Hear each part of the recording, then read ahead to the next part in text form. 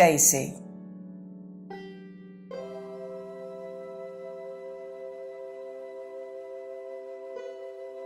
In 1958, when I was 19 years old, my grandmother Daisy died.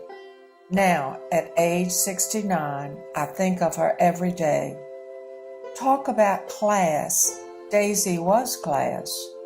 Born in 1884, Carlotta Gilmore Anger married Henry Clement Satterfield on April 11, 1906. I think my father nicknamed her Daisy.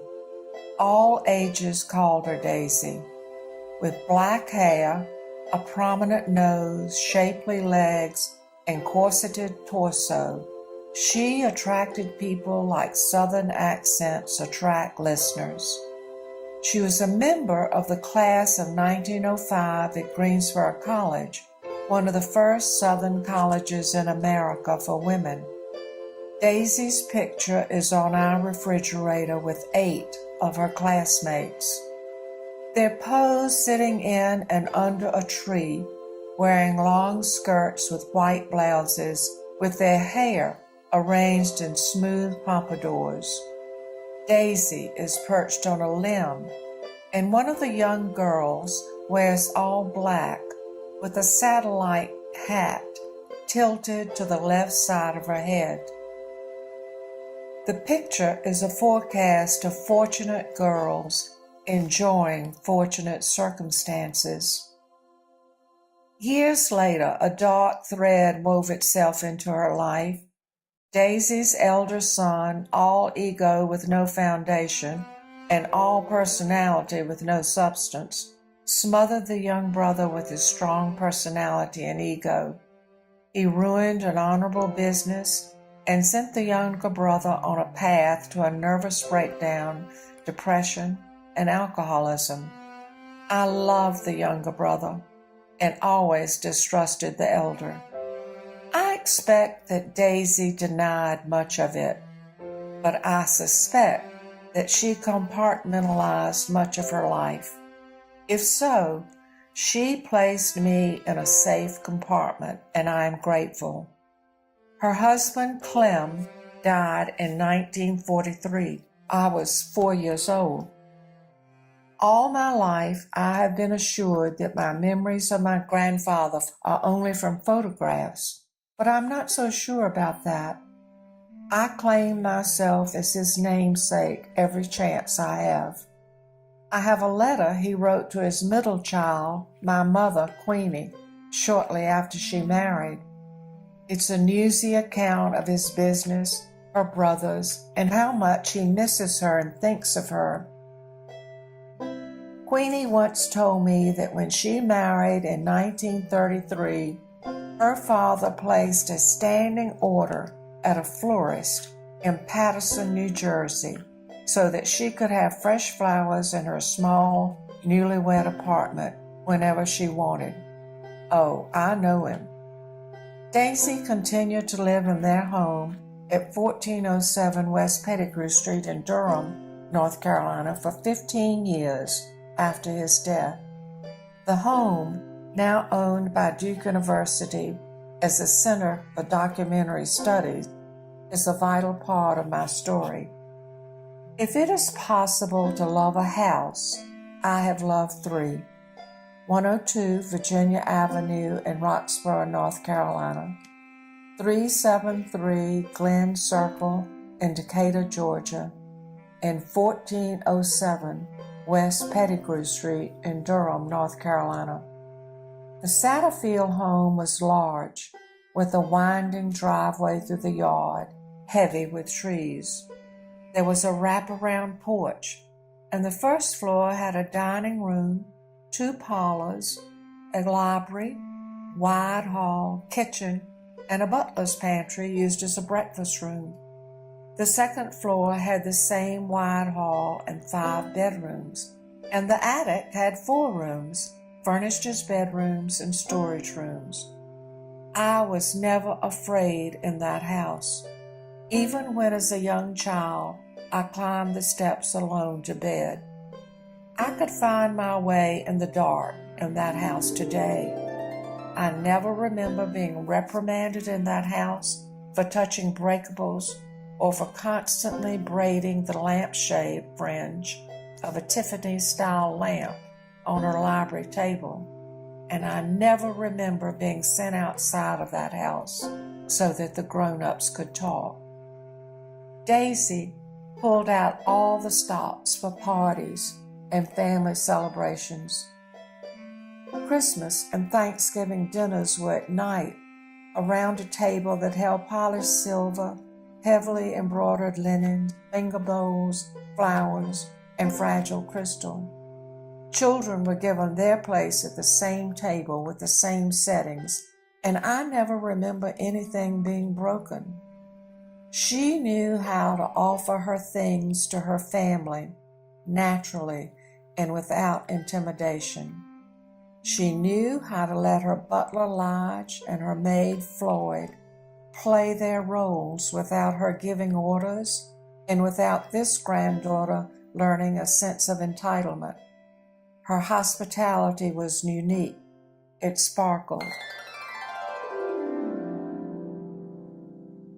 She liked to go. When my brother Bill was 16 with a car, he and I took Daisy to Tennessee for her niece's wedding. Lodge had died by then, and we were his substitutes. Bill drove, I rode in the back seat, and Daisy rode in the front seat with her orange juice in case of a diabetic coma.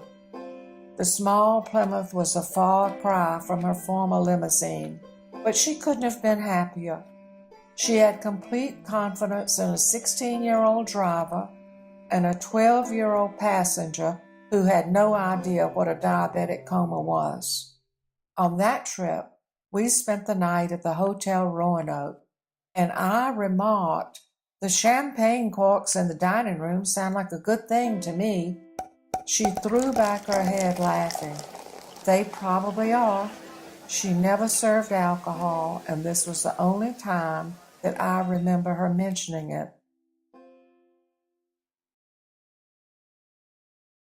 I lived with her in her home one summer while working in the Duke University Library. I was driving her, again in the small Plymouth, to Bugs Island Lake one Saturday to meet Queenie and Cap for an afternoon on their boat. Cap planned to stack Coca-Cola crates on the dock so that she could climb into the boat, and Queenie was bringing the picnic. The drive would take about an hour north on I-85, exiting near Henderson. Daisy's coma-preventing orange juice was on the front seat. We cruised down her winding driveway, and as we crossed the railroad tracks, we passed a man with an itch. Daisy laughed. "Clem," she said, "look at that man scratching his ass."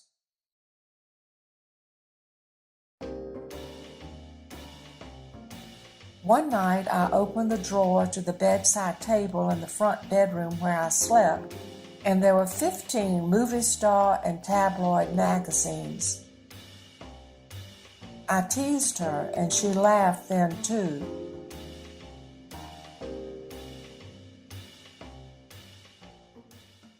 My Uncle John, the younger brother, told me a story about his coming home late. "I came home about 3 a.m. from a night out with my friends, and Mama asked from her bedroom, 'John, what time is it?' While I was answering that it was midnight, the clock struck 3. I'm sure that she wrote me into her will that minute to inherit the hall clock. And that's what brought the sizzle to her party. Alongside Daisy's formal life and discreet upbringing, a spot of humor resided with a touch of bawdiness. Today, that personality paradox keeps the sparkle in her silver pitcher on our butler's tray and in my memory. 4 small books sit on the top shelf of our secretary in the living room. 2 are arithmetic books, 1 is a spelling book, and 1 is a word analysis book. 2 are covered with homemade cloth covers. All of the books bear copyrights in the 1880s. Inside is a note that Daisy wrote. Her handwriting is bold, large, and expansive, not the typical artistic handwriting taught at the time. The note reads, 4 books belong to my father, Melbourne Addison Anger. Now mine, Carlotta Anger Satterfield, Mrs. H.C. The note speaks of her organization, and it also leaves open the possibility that someone questioned her rightful ownership. Indeed, Daisy's sister's name is scrawled in one of the books as if she were asserting her ownership too. Labeling everything from boxes to wills, I think she wanted to set the record right and also wanted to tell her story. Every time that I type a subject matter into my P-Touch labeler for an attic storage box, I think of her, and I wonder if I should sign my name with authority, declaring that the contents belong to me, Mrs. D. Hayes Clement. On September 12, 1958, Queenie and Kat picked me up at the Raleigh-Durham airport. I had finished my first year at Duke and had been in Charleston, South Carolina, visiting my sister-in-law, Elizabeth Mewburn, and dating my husband-to-be, Hayes. Bill was away on a maneuver with the U.S. Navy. We dropped by Elizabeth's parents' home in Durham for a visit before going to Daisy's. The call came that Daisy had died on her way to the movies. I knew immediately that a part of my life had ended. My life has been full, and I'm happy with it. My marriage, children, and grandchildren. It's just that a permanent shift happened with Daisy's death. Was she aware of suffering in the world? Probably not. Did a life of privilege narrow her relationships? Maybe. Did she notice those people in the non-privileged world? Probably sometimes. Did she respond to those in need with the same authenticity as she entertained? I don't know. I just know that I never saw a mean bone in her body, not even when she noticed the man with the itch. And all of the pieces of china and cut glass and linens and silver will never bring back her class or personality. Maybe that's the way it ought to be when you love someone that much.